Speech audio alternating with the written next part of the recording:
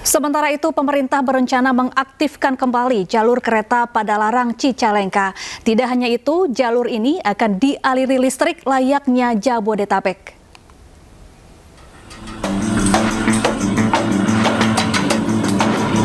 Jalur kereta sepanjang 42 km yang menghubungkan Jawa Barat akan kembali beroperasi. Rencananya, jalur Padalarang Cicalengka akan mulai aktif pada tahun 2026 atau paling lambat awal 2027. Nantinya, pembiayaan untuk reaktivasi jalur ini tidak akan menggunakan dana APBN, melainkan kerjasama antara pemerintah, BUMN, dan pihak swasta. Selain Padalarang Cicalengka, Kemenhub juga tengah menyiapkan rencana reaktivasi beberapa jalur lain di Jawa Barat, seperti Cianjur, Sukabumi, Bogor, hingga ke Jakarta. Jalur dari Padalarang Cipatat itu adalah upaya kami untuk melakukan elektrifikasi Cicalengka Padalarang dengan dukungan dari pihak BUMN. Nah, untuk wilayah-wilayah lain atau untuk jalur-jalur lain, hal yang sama juga kami harapkan. Jadi anggaran itu nanti tidak sepenuhnya sebagai anggaran pemerintah, tapi nanti adalah dari pihak swasta yang akan mengeluarkan investasinya.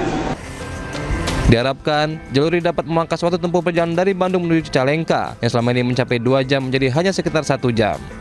Dari Bandung, Jawa Barat, Ervan David, iNews melaporkan. Pemirsa, pemerintah kaji ulang opsi pembangunan pondok pesantren menggunakan APBN. Fokus pemerintah saat ini adalah mendata seluruh ponpes di Indonesia dan menguji aspek keselamatan bangunan.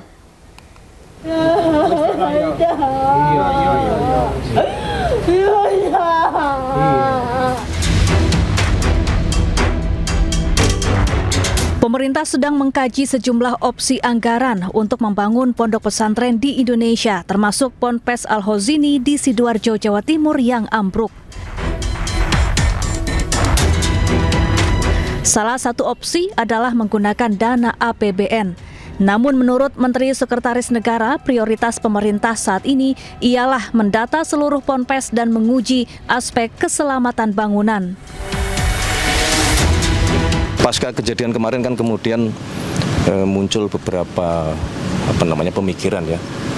Salah satunya adalah tadi mungkinkah pembangunan pondok pesantren itu bersumber dari pembiayaan dari APBN, tapi memang semua sedang kita pelajari ya, karena kan itu berkaitan dengan masalah jumlah, kemudian juga berkaitan dengan masalah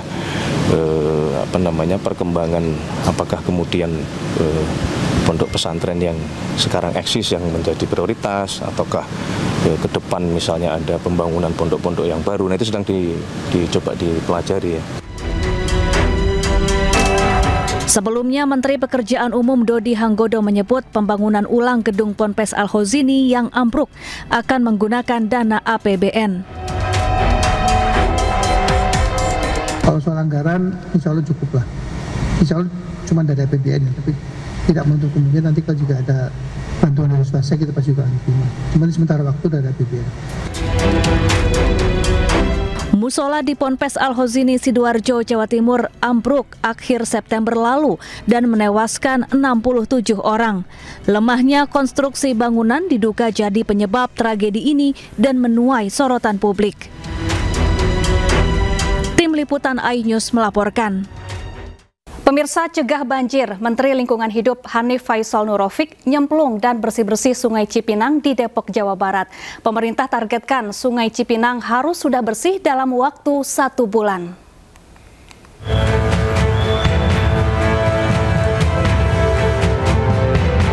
Bersama warga dan komunitas lingkungan, Menteri Lingkungan Hidup Hanif Faisal Nurofik membersihkan aliran sungai. Mereka memunguti sampah yang tertimbun lumpur dan membersihkan rerumputan sekitar aliran sungai.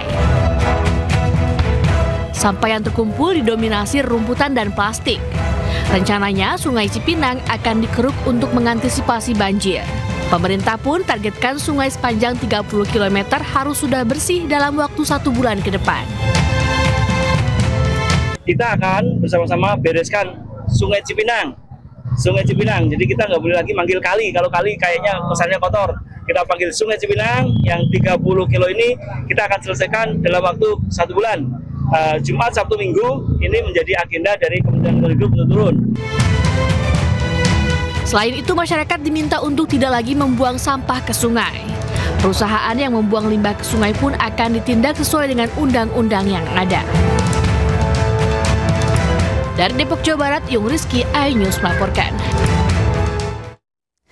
Pemirsa, bila sebelumnya game yang masuk ke Indonesia mengikuti rating yang dibuat distributor, kini akan diatur lebih ketat.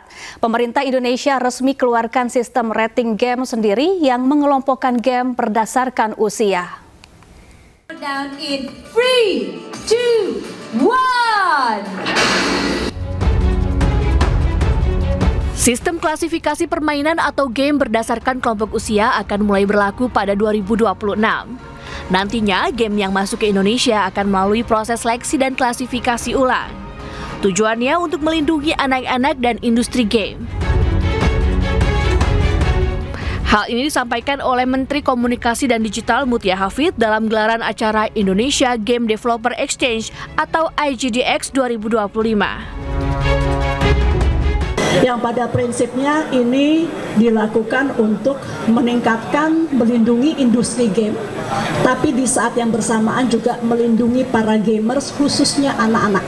Jadi di tahun 2026 kita harapkan games yang beroperasi di Indonesia itu sudah memiliki angka ratingnya, dimulai dari 3 tahun, 7 tahun, 13, 15, 18. Sehingga ini juga memberikan kepercayaan kepada pelaku games bahwa khususnya orang tua yang banyak memberi aspirasi kepada Komdigi ya, mereka jadi bisa lebih tenang karena game developers nanti ke depan akan melakukan pengumuman masing-masing di dalam gamesnya usia berapa yang tepat untuk masuk ke game tersebut. Mungkin singkatnya seperti itu teman-teman. Sebelumnya game yang masuk ke Indonesia mengikuti rating dari developer. Salah satunya Entertainment Software Rating Board atau ESRB yang bermarkas di Amerika Serikat. ESRB mengklasifikasi game berdasarkan masa awal anak-anak, remaja, dewasa awal, dewasa, dan semua usia. Tim Liputan iNews melaporkan.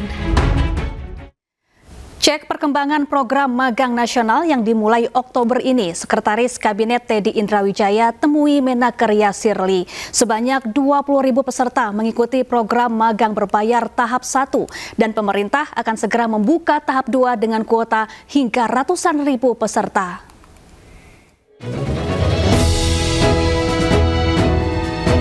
Pemerintah memberikan perhatian khusus bagi lulusan baru atau fresh graduate mulai Oktober tahun ini. Pemerintah meluncurkan program magang bergaji selama 6 bulan.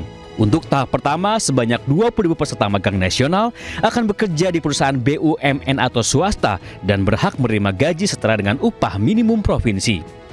Untuk mengecek perkembangan program magang nasional ini, Sekretaris Kabinet Teddy Indrawijaya mengunjungi kantor Kementerian Ketenagakerjaan.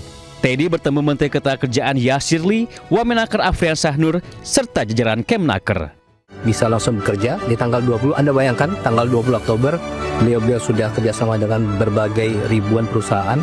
Tanggal 20 Oktober nanti langsung bekerja. Yang kedua, dapat pengalaman. Yang ketiga, langsung dapat uang saku. Uang sakunya berapa? Sesuai dengan upah minimum dari kabupaten dan kota yang nanti akan mempekerjakan di perusahaan itu. Teddy menyebut usai gelombang pertama, pemerintah akan segera membuka kembali kesempatan magang gelombang kedua dengan perluasan jumlah peserta hingga ratusan ribu. Melalui program magang nasional ini, pemerintah berharap akan tercipta generasi muda yang siap kerja, adaptif, dan berdaya saing tinggi. Tim Liputan iNews melaporkan.